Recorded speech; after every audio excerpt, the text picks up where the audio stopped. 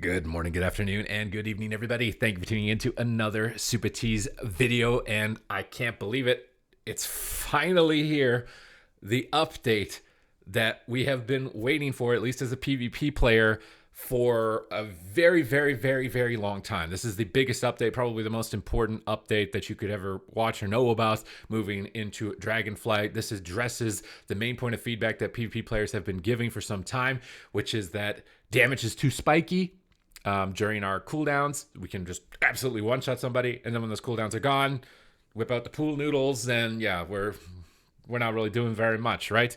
That has been a main point of feedback. It's become very stale and predictable to players who know what those cooldowns are or have weak auras that track them, and those matches just elongate over and over, repeating these cooldown trades. But at lower levels of play, or players who don't have add-ons or don't track these cooldowns, you're just getting whacked in the face by a cooldown and you're instantly one-shot. And it's really not great for, either play level of the game or skill level of the game. So addressing this to try and create more GCDs that matter, global cooldowns, abilities that you're pressing throughout the match matter outside of your cooldowns, and not so much during your cooldowns. So this update could either completely redeem the game or destroy it, possibly, because this is going to require a lot of attention to execute on. So I'm going to be covering that here in today's video. And if you want to stay up to date with these changes, so you're always knowing what's going on, what classes are looking good, what's looking fun, try and find the right fit for you. I'm going to be releasing a series of should you main videos as well. I just did enhancement shaman, although maybe we're gonna have to cover it again, depending on how impactful this change is overall.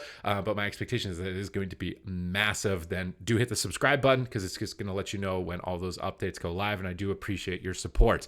So let's cover it. Throughout raid testing in the Dragonflight beta, we have noticed that healing has felt too powerful in level 70 content. This has largely been the result of the impact that 10 additional talent points can have on player damage and healing throughput at level 70. So talking about the player power of your characters with renown, or with covenants, with conduits, and now with new talents coming forward, is that healing is too powerful even in PvE. But the most important paragraph for me was this one right here.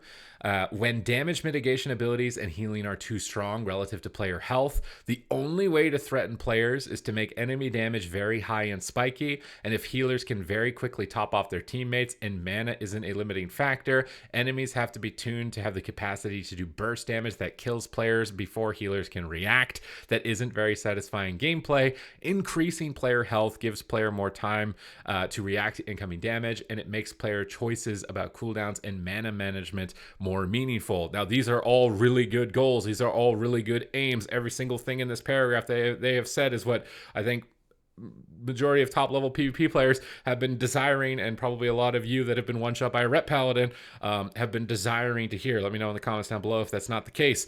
But is it actually going to be achieved with this, right?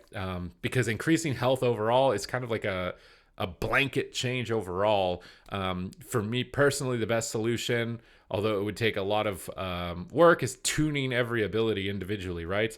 So you might have something, because I just covered enhancement shaman, you might have something like Ice Strike, which is just not doing any damage. Like, it's not a button that's worth pressing in PvP at the moment in Dragonflight. You need to go into that ability and give it some juice in PvP only, probably in PvE as well. I think it's probably suffering in PvE from what I've seen, but I don't know 100%, so don't hold me to that. But going in there and giving it a little bit of a PvP juicer to try and make it do more damage, and then maybe going into the cooldowns, like right now Elemental Blast hitting for 200,000 damage, bring it down a little bit so that it's not just absolutely KOing a target. To me, that is kind of the best way of going about it. But if they're not going to go in and do a lot of individual PvP tuning, or they don't have time to do that, or they don't think it's better for the game to have spells functioning differently in PvE and PvP, this could be a good alternative.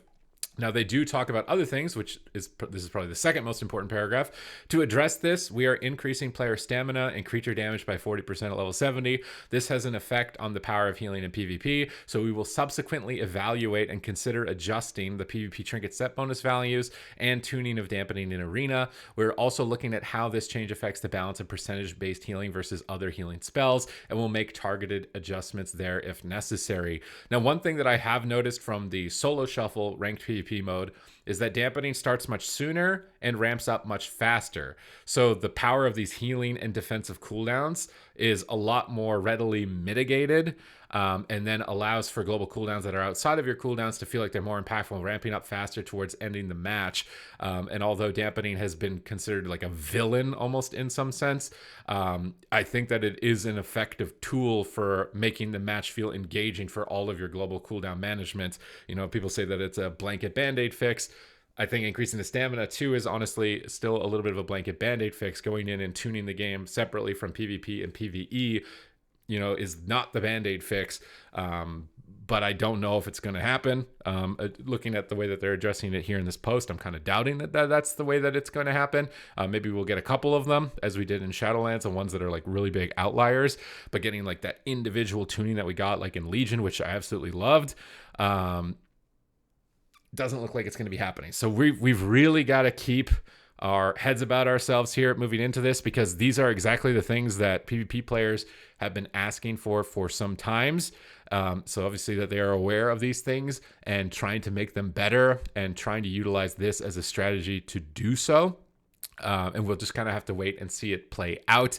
You can follow me on twitch.tv. I'll have that linked in the description as well if you'd like to see some live gameplay of this change coming through, because this is single-handedly the biggest thing I've seen so far. I thought that new talent trees, I thought that more class abilities, I thought that more customization, I thought like, oh, is that it? Is that all? Is like that? I mean, those are all big things on their own, but like, is that going to be the biggest thing? And then suddenly this comes out of nowhere, and I'm just like absolutely just like floored, like, wow, this could completely shift the way that the game is played, and I hope that it does. But it's going to require a lot of attention and a lot of tuning to be able to get it into the right spot so that it does achieve what their goal and their aim appears to be here. But at least this is the goal and the aim, because I do think that it is the right one at this time.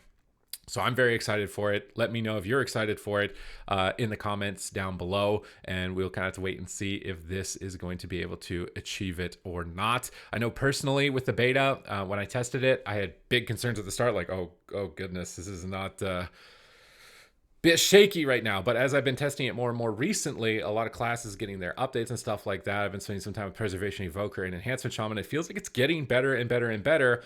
So as time is going on, and we still have a little bit of time here now before Dragonflight actually comes out, that it could be the best expansion we have ever seen. And I'm a lot more hopeful having seen things like this in this post recently than I had been previously, certainly. And I'm going to be on top of it, trying to make sure that, you know, I can give as much feedback towards this, cover the changes, see what's going on so that you guys know what's going on as well, so we can all provide the best experience possible, right, for the game. But other than that, thank you very much for watching the video. I do hope that you have enjoyed it, gotten something out of it. If this has intrigued you to check it out, and once again, let me know down below. And thank you for watching. I will catch you in the next video.